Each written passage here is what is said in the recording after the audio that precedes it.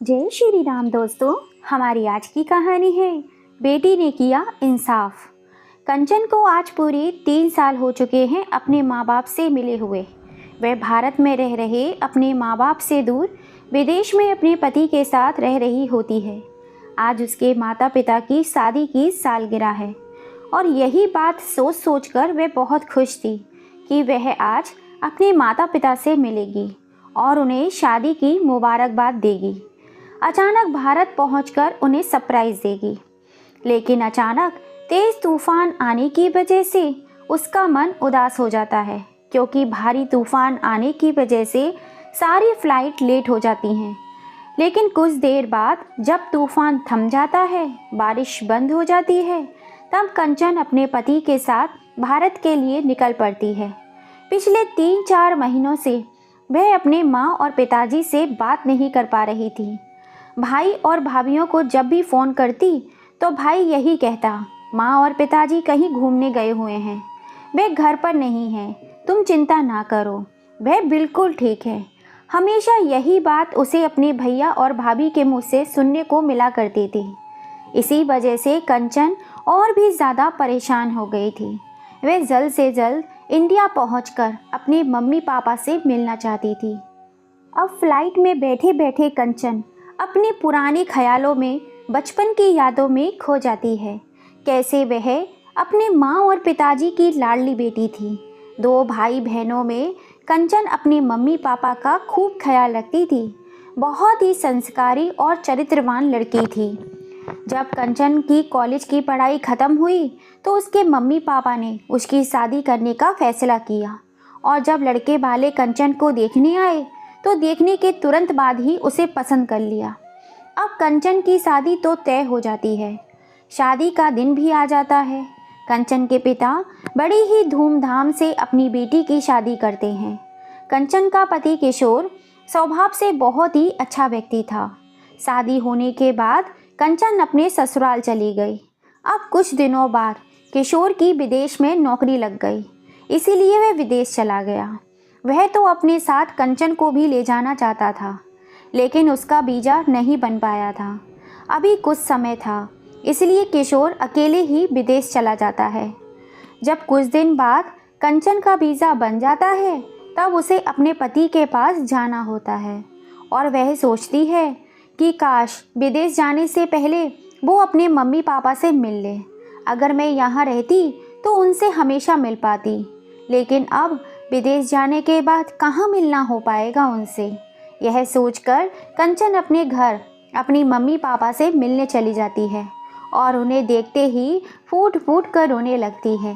तब उसके पापा उसे समझाते हैं, बेटी तुम चिंता क्यों करती हो, तुम आराम से जाओ, हमारी चिंता बिल्कुल भी मत करो, हमारा ख्याल रखने के लिए तुम्हारे भैया भाभी भी तो हैं ना।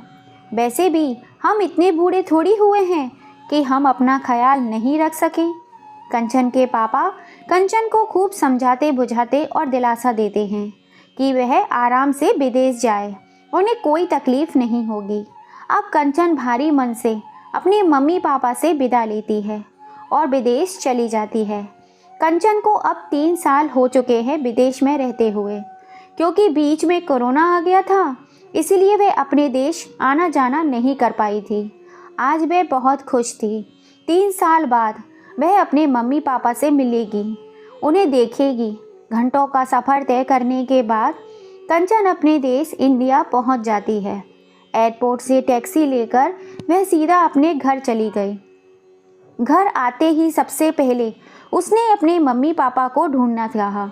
उन्हें आवाज़ लगाती है, भैया भाभी को खोजती है, लेकिन घर में उसे कोई नहीं दिखता। तब वह अपने नौकर से कहती है, श्यामू मम्मी पापा कहाँ हैं, भैया भाभी भी नहीं दिखाई दे रहे हैं, सब लोग कहीं गए हैं क्या। तब नौकर ने कहा, जी दीदी, बड़े साहब और बड़ी मालकिन कहीं बाहर घूमने के लिए कुछ दिनों के लिए गए हुए हैं, और छोटे मालकिन और छोटी मालकिन बाबू साहब के मंदिर में पूजा कराने के लिए गए हैं। आज उनकी शादी की सालगिरह है ना। यह सुनने के बाद कंचन अपने पति से कहती है, किशोर हम भी मंदिर चलते हैं, पापा मम्मी के लिए कुछ पूजा अर्चना करवा लेते हैं।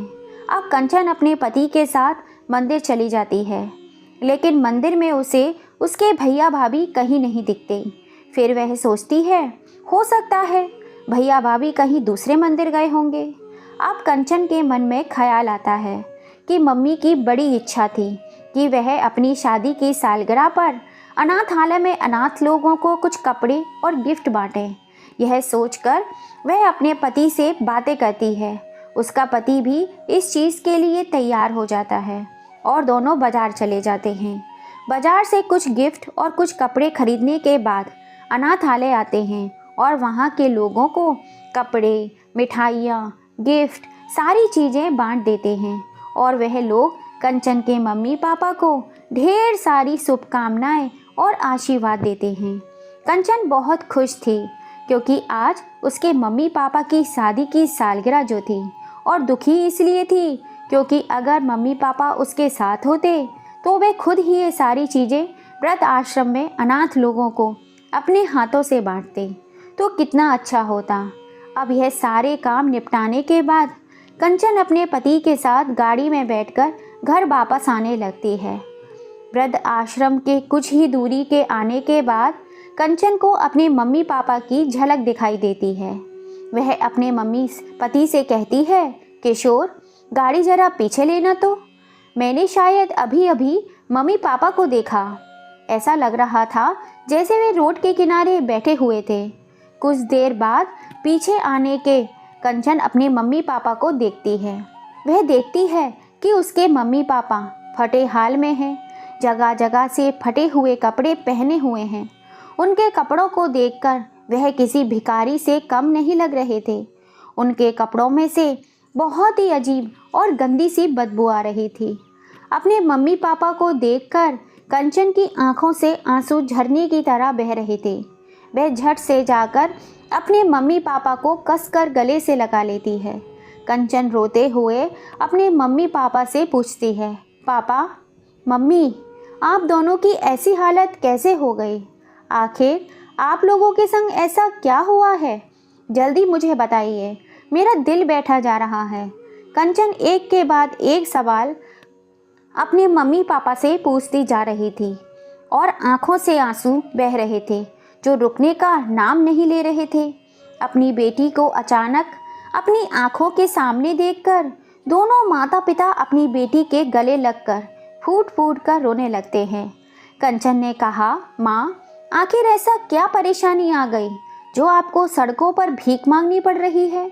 तब उसकी माँ कहती है, क्या बताऊँ बेटा, तुम्हारी शादी हो जाने के बाद तुम्हारे पापा का भी रिटायरमेंट हो गया। रिटायरमेंट हो जाने के बाद तुम्हारे पापा बिना काम किए घर पर बैठ गए। इसी बात को लेकर तुम्हारी भाभी दिन रात हमें ताने मारने लगी, हमें कोसने लगी। बहू तो बहू, बेटा भी अपनी बीवी की बातें ही सुनता था। अपनी पत्नी की बातों में आकर वह भी हमें रोज़ ताने सुनाता। हम बेकार बूढ़े माँ बाप उस पर बोझ बन चुके थे। वह हमें बोझ समझने लगा था। तेरी भाभी तेरे पापा और मुझसे दिन भर घर के सारे काम करवाती और खुद अपनी सहेलियों के साथ किटी पार्टी मौज मस्ती में बिजी रहती थी। अब धीरे धीरे हालात और भी बद से बदतर होने लगे थे। बेटा, तेरी भाभी ने हमें अब बासी रूखा सूखा खाना खिलाना शुरू कर दिया था। जब हम कभी चोरी छुपे ताज़ा खाना ले लेते या कभी अपने लिए कुछ दलिया खिचड़ी बना लेते तो वह सारा खाना हमारे हाथों से छीन लिया करती थी।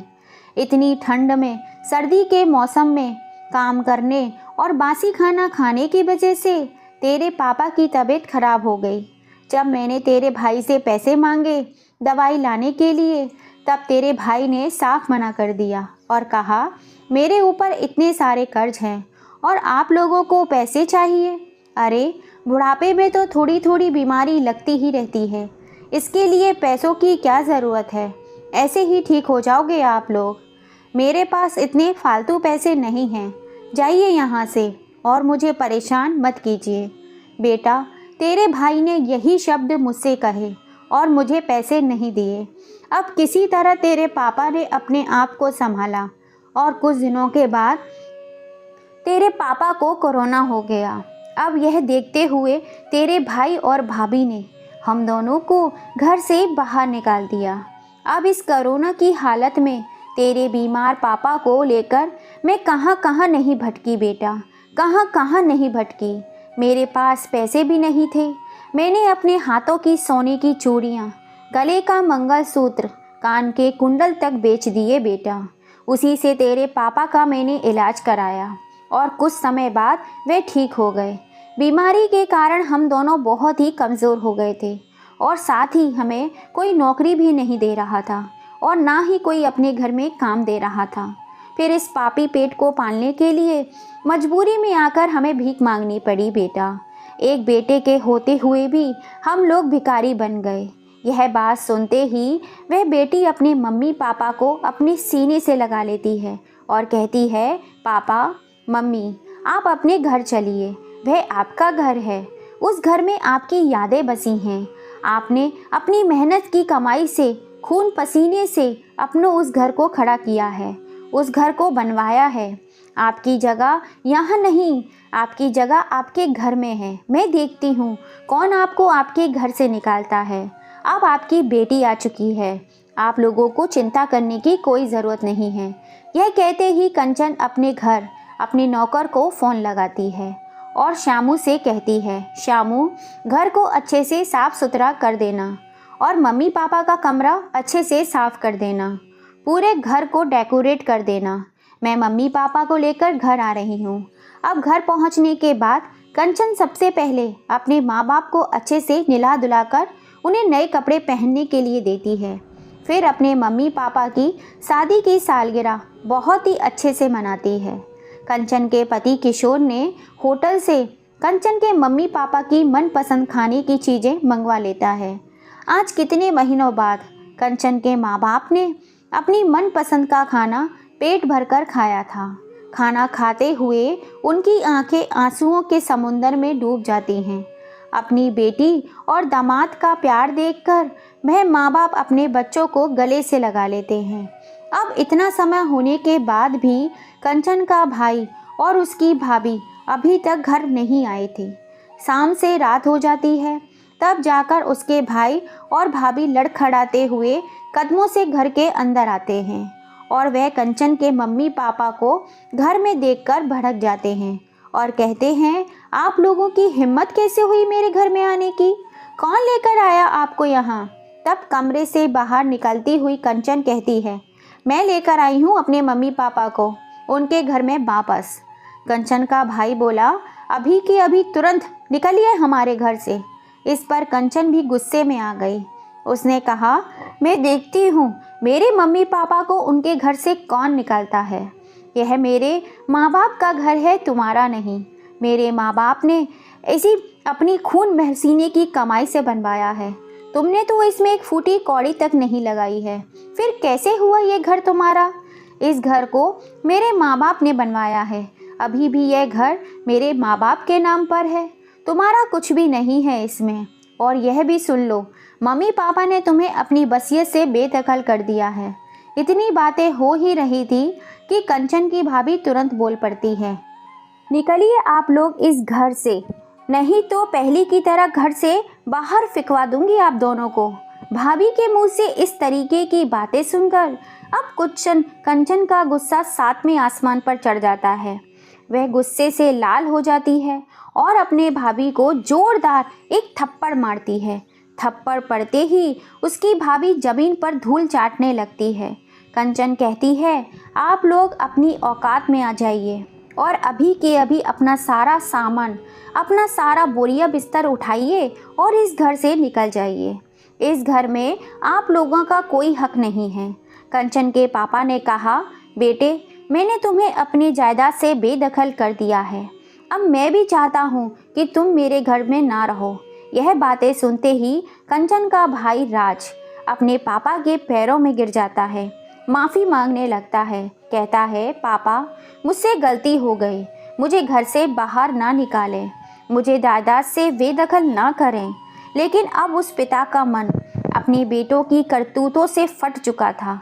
वह देख चुका था कि उसकी बहू और बेटे ने उसके साथ कैसा व्यवहार किया था। अब उस पिता ने भी अपने बच्चे को ठुकरा दिया और कहा, मैं समझूंगा कि मेरा कोई बेटा ही नहीं है, मेरी एक बेटी ही है। तभी उसकी भाभी बीच में बोलती हुई कहती है, अगर हम नहीं निकलेंगे इस घर से तो आप लोग हमारा क्या कर लोगे। तभी गुस्से में कंचन की माँ एक और चांटा अपनी बहू के गाल पर लगाते हुए कहती है, निकलो अभी की अभी हमारे घर से, वरना जिंदगी भर जेल की चक्की पीसती रहोगी। अपनी सास का यह भयानक रूप देखकर कंचन भारी डर के मारे चुप हो जाती है। फिर कंचन अपने पति से कहकर अपने भाई और भाभी को घर से बाहर निकलवा देती है, उनको उनकी यही औकात दिखाती है। और इस तरह कंचन के भाई और भाभी को उनके कर्मों का फल मिलता है। उन्होंने जैसा अपने माँ बाप के संग किया वैसा ही भगवान ने उन दोनों के संग किया। दोस्तों, किसी ने क्या खूब कहा है, बोया पेड़ बबूल का तो फूल कहाँ से आए।